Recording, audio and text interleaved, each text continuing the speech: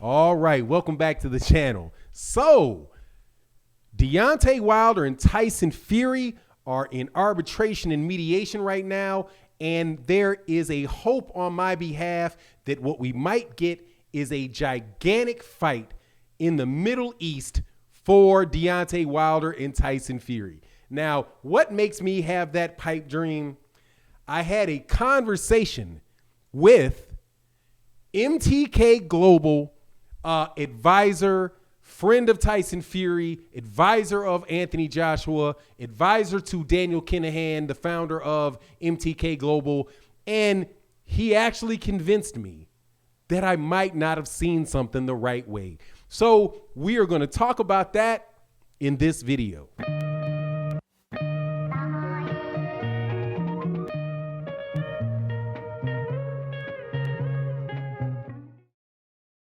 All right, welcome back to the channel. So there was an interview that took place last week, and I'm going to get into the Deontay Wilder stuff, but I have to kind of just like get into this a little bit.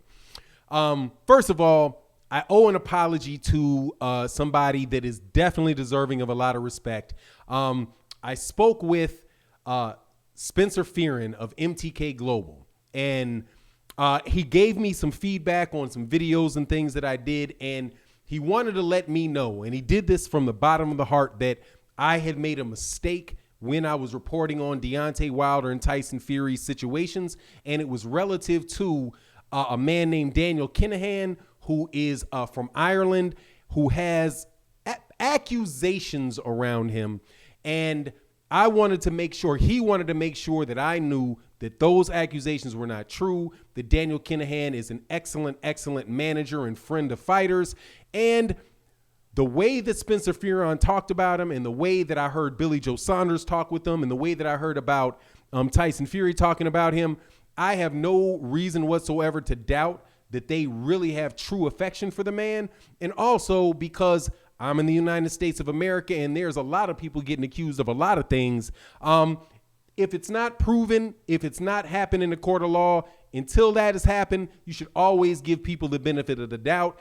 Doesn't matter whether they are, a young black man that is going up, for some charge that was trumped up on him, or, some misunderstanding, or whether it's somebody in Ireland who, who has a stigma around himself or stigma around people that are his associates. So first and foremost, from the bottom of my heart, I want to extend that. I want to make that correction.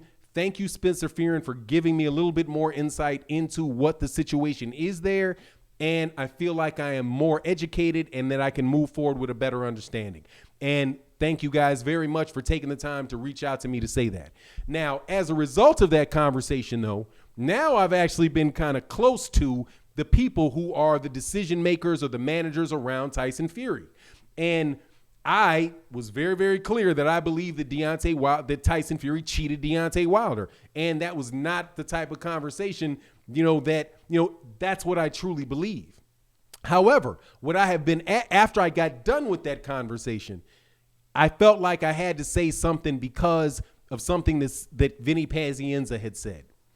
When Vinny Pazienza was on Al Bernstein's show, Vinny Pazienza said that he was really upset with Deontay Wilder because Deontay Wilder didn't get on human growth hormones like Tyson Fury, and was like, look, man, if you're going to be fighting these big monstrous guys and all that stuff, you need to have this type of stuff in your system, man. Come on. And he was talking about how he believed that Tyson Fury was on human growth hormones, and he actually knew bodybuilders that were hanging out with Tyson Fury and the like.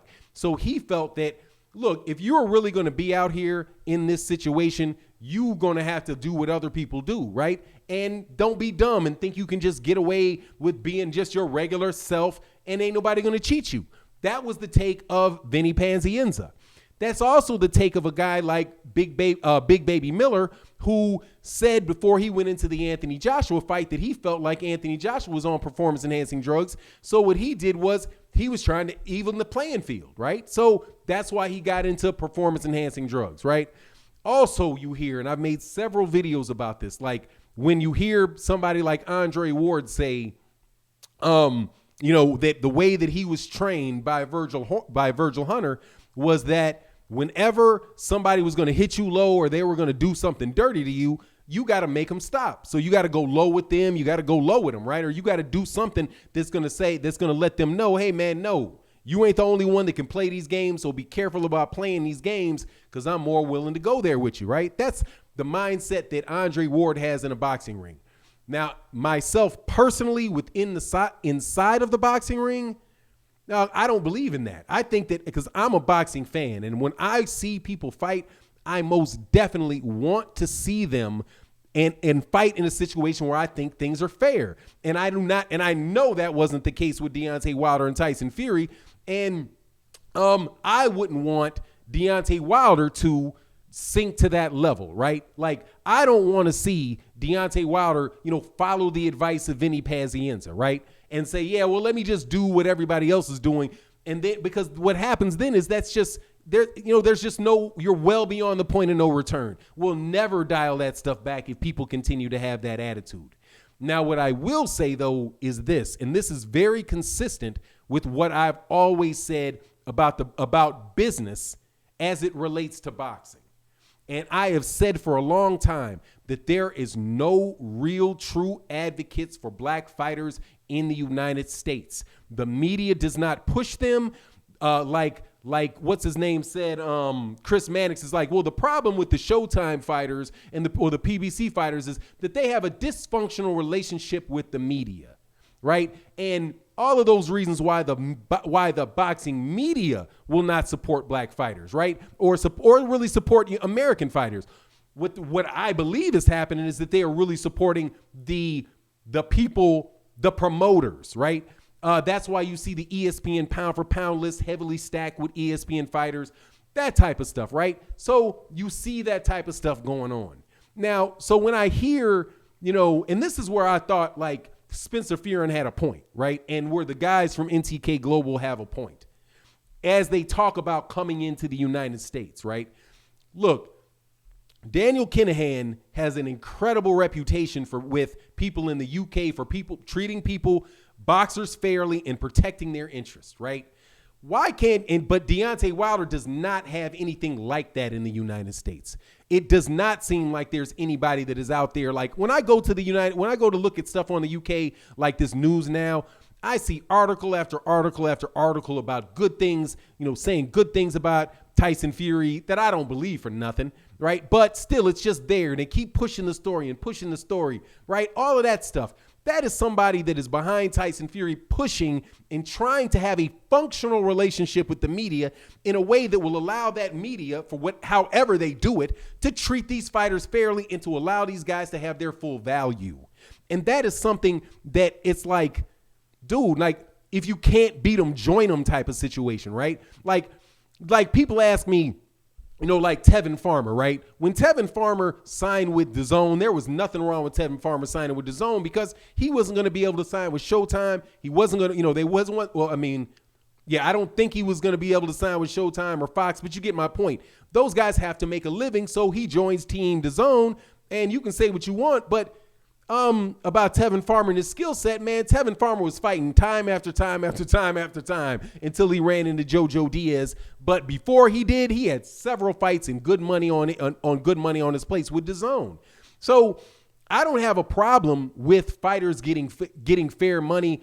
And I would love if there was a situation in the United States where a fighter really who was, not in bed with Top Rank, not in bed with Golden Boy Promotion, might actually be able to get a fair shake in the press. So when you see, and the reason why I'm talking about this, aside from the conversation that I had with MTK Global, Spencer Fearon, and do definitely support Spencer Fearon, the conversation I had with the guy, man, it was like, okay, I see that he and I are a lot alike. He wants a lot of the same things for black fighters in the UK that we want here in the United States.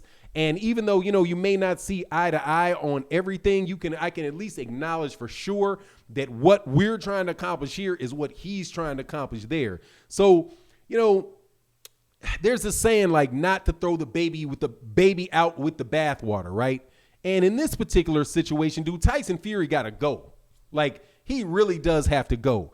But if there was some way to have the same treatment that you see obviously be given to Tyson Fury when he comes to the United States, right, for no good cause whatsoever, If some young fighter or some older fighter like Gary Russell Jr. or somebody like that could sign with somebody that really believed in them and would push them in the media and create a functional relationship in the media, man, why not, dude? Because right now we have a great situation with the PBC where we really get really good fighters, but we need something else a little bit more so these fighters can be treated fairly in the press. So, my thing is this, like, I ain't willing to throw the baby out with the bathwater. Like, there's just a lot of mistakes that Eddie Hearn made with these UK guys coming to the United States, referring it to as a transatlantic, trade and, all of that nonsense.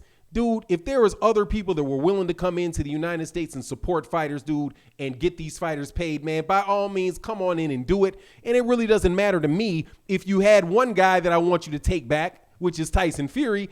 If you got if you're willing to come in and invest and help these young black fighters in the United States, man, look, Deontay Wilder and Tyson Fury fight, all that has to do to work out is those guys got to get in the ring and fight for $200 million. Like, let Deontay Wilder get the $130 million and Tyson Fury get the $130 million and fight in front of some people in Dubai. Man, why not make that happen, dude? There ain't nothing wrong with Deontay Wilder getting rich and those guys helping him get rich. The problem is with the cheating with Tyson Fury and the necessity to acknowledge that he did that. And, and that situation's that situation. But I just wanted to say that I hope out of the mediation and the arbitration, that some type of situation where people could come together and work together to make a lot of money in the future. I would love if that would be the case. And dude, really, I was very impressed by MTK Global, Spencer Fearon reaching out to me and sharing his concerns with me about things that I had said and his vision for what those guys are trying to do in the United States. Man, I ain't got no problem with it. But just like I told Spencer Fearon, and I will tell anybody else, dog, Tyson Fury cheated, and that's just what it is, man. But anyway, that's my take on the matter. You let me know yours. And with that, I'm out.